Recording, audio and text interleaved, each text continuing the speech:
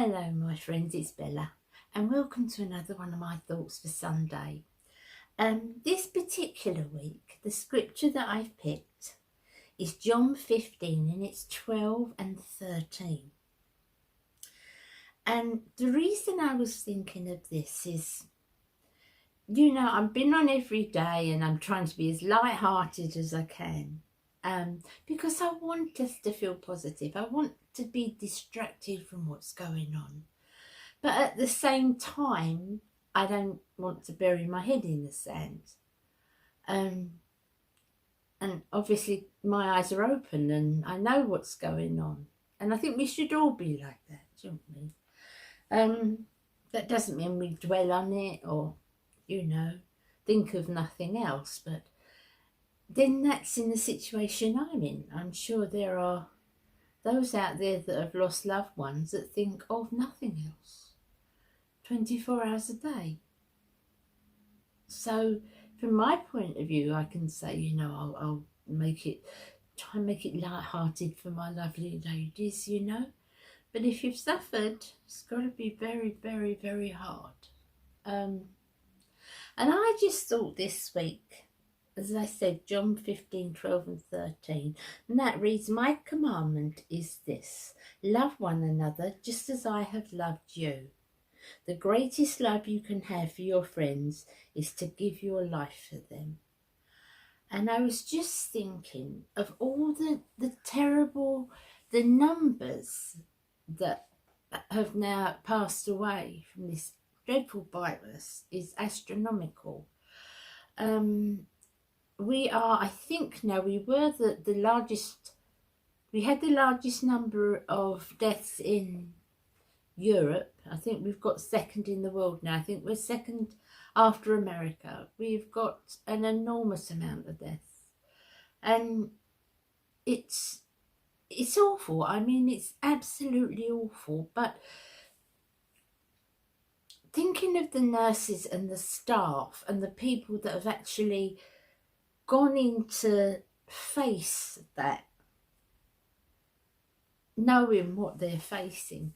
Now, for all key workers, I've got absolutely the utmost respect. I can't believe it that, you know, all these people have to serve in shops. I've just had a delivery, so that guy has just come, and then Amazon's going to deliver something this afternoon, and so all these people are working, and whoever's I've ordered that from has obviously had to pack it up, and, you know, everybody's got to work. But I'm specifically thinking of those people that have to go real front line and help people, knowing how their friends are dying around them, their colleagues, their co-workers are dying around them.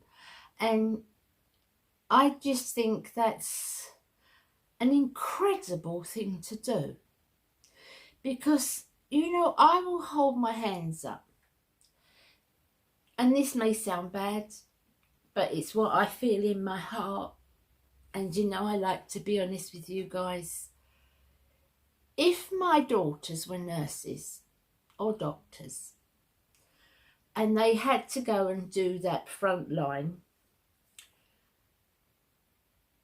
of course I'd be proud. Of course any mother would be proud. But honestly, I think I'd hide their keys. Honestly, I do. I'd just hide all their clothes so they could. I know that sounds really bad, but I would be terrified if that was my children doing that. Not that they'd take any notice of me anyway. They very rarely do, but I would be absolutely terrified if that was my children. And I think as a mother, you always think that, don't you? I think more so than, oh, would I do that job? It's if my children were doing that job. And, you know, I really think that, especially the second part, the greatest love you can have for your friends is to give your life for them. And that's what so many of those medical people have done. Paramedics, people who've gone in the houses, so many have given their life. And that's unbelievable, isn't it? That's unbelievable. What a sacrifice. I just think it's amazing, and the respect I have for them is endless. But also the thought of what can we do to help them too? What can we do personally to thank those people that are still fighting for us and those that are no longer with us? You know, over here in the UK, every Thursday they do a clap for the NHS, and you all know worldwide that the NHS is our health service. So clap for the NHS. There is no doubt about the fact that the NHS has never been so wanted or needed in this time ever, since the war, ever. It's just amazing, and I am so glad to be in England where that is. But every Thursday night, and it's lovely, all the people go out and they clap. And if you go to your front door, you can hear clapping wherever you are. It's all over the country. There's clapping, and they're knocking saucepan lids, and, you know, it's really lovely. And then the next day, they put some photographs in the paper of certain streets. And they put a photograph either last week or the week before on a Thursday night, and all these people were standing on a bridge. It was one of the bridges across the Thames. It wasn't Tower Bridge, but it was one of the bridges going across the Thames, and everybody was clapping, clap, clap, clap, clap, and they were all about a foot apart. It was quite crowded, and they're all clapping for the NHS, and I'm thinking, but you're causing them people you're clapping for more work. You know, you're causing them to have to go in even more because you're going to spread it by what you're doing. And it sounds like I'm ungrateful, because I think it's wonderful that the people do that show that, you know, that love for the NHS. And I think it's amazing. But think about what you're doing and where you're doing it, because, you know, I looked and you could see all these people happy clapping, and I thought, but they've got like a foot, if that, between them. So how many people on that night cause the people they're clapping for more work? Does that sound really horrible and hard? Because I'm not hard, honestly. But I just think some things are lovely, but you've got to back them up with thought too. That's just maybe my way of thinking, because what these people are doing is unbelievable. I would honestly, I would be terrified if it was my children going in and looking after people and nursing people on ventilators, and I would be terrified. What a sacrifice they make.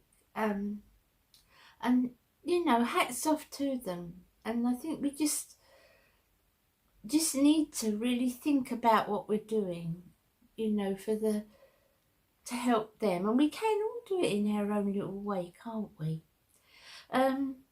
I think we've all got our own ideas about this, and I know I haven't spoken that much about the, you know, the pandemic on my channel, because, as I said, I've been trying to keep it light-hearted and trying to sort of take us out of that you know, frame of mind for a little while if I can. But of course it is all around us, like I said, and we've got to keep our eyes open. Now, tomorrow here in the UK, our Prime Minister, Boris Johnson, is going to give us, let us know the next phase. So 3 weeks ago we were locked down for 3 weeks, and now they want the next phase. So he's going to announce that tomorrow.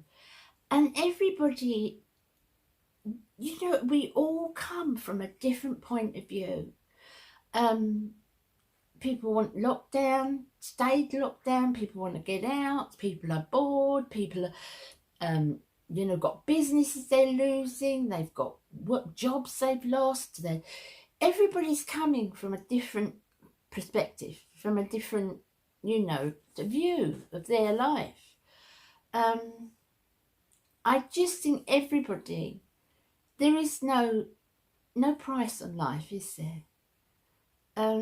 And I would live in a tent for the rest of my life if I knew that my family was safe. Yes, I want the nice things around me, I do. But there's no point in nice things around me or having a really good job or having a lovely house if, you know, I'm not here to see it. There's no point. That's how I feel about it. But I do understand people are in such dire straits and that the world is absolutely topsy-turvy. I don't know what's happening here. I'm filming this on Saturday night, and it will go up tomorrow for my Sunday talk. But I'll know by Monday, when I come up on Monday with you, I will know what's happening and whether I've got to stay here any longer or whether we can, you know, travel at least and get home, or, you know, whether people are going to work or whether, we don't know. I don't think he'll ease the lockdown very much. I don't think he's going to ease it very much. Scotland haven't eased it at all, nothing. And hats off, they, you know, keeping them safe. But I'll let you know Monday what we're going to do and if I'm going to travel home. I'm dreading going out in my garden. I can't let Tess go out there. She'll get lost. It's going to look like Field of Dreams, you know. My grass will be so high. I'll be waiting for the baseball players to walk out of it. Oh my goodness. But hey ho, worse things happen, and my grass isn't really nothing to go on the important list at the moment, is it? So I hope you enjoyed that, guys. I always wrap it on at the end. Thank you for watching, and stay safe and think about what's important. Always keep in your mind what's important. And, you know, if thanking people is wonderful by clapping, but easing their workload as much as we can is even more important to me anyway. I'll see you again tomorrow, which will be Monday, and we'll see what we've got then. You take care of yourselves. Have a nice weekend. Bye, my friends. Bye.